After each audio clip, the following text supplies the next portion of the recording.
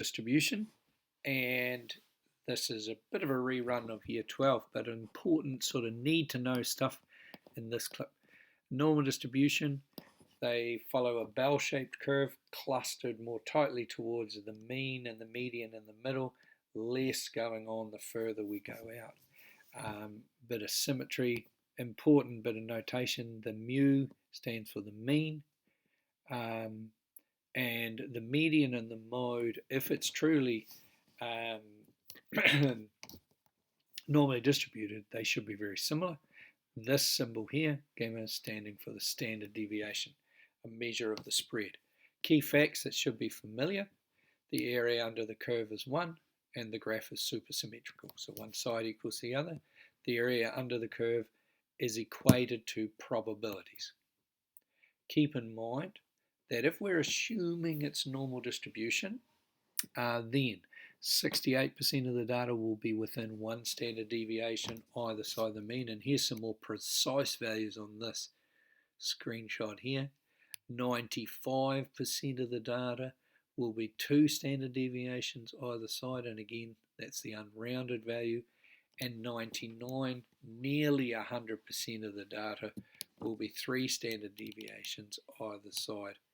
And so beyond, if we go 4 standard deviations either side, the whole thing should have died out.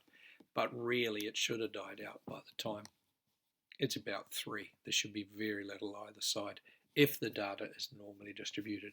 And a surprising number of measurements are. And we're dealing with measurements, weights, heights, times. So an example, and we use a calculator. What a calculator does is it standardizes the situation. It becomes interested in this value here, Z. Z measures the number of standard deviations a measurement is from the mean. So X stands for the measurement, mu stands for the mean. So if I go the measurement minus the mean, I get how far they are apart.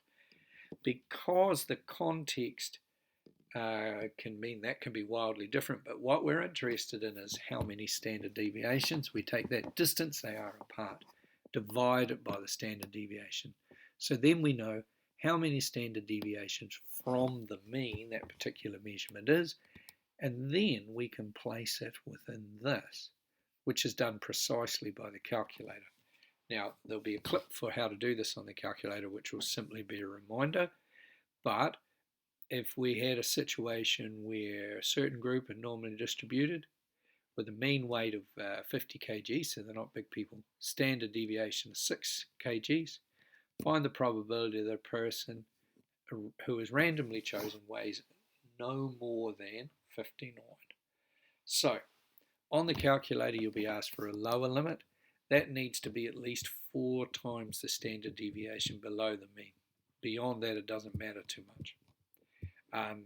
So the probability then is 0.9332, so it's very likely that someone is, if those conditions are true here, then it's very likely that people are less than 59 kgs, because 59 is 1.5 standard deviations above the mean, so that would put us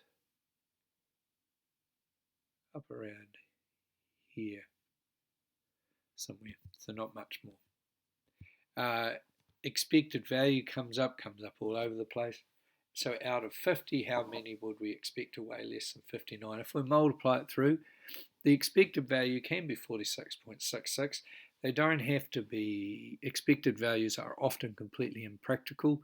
I would go with 47 people. It's the closest in this case.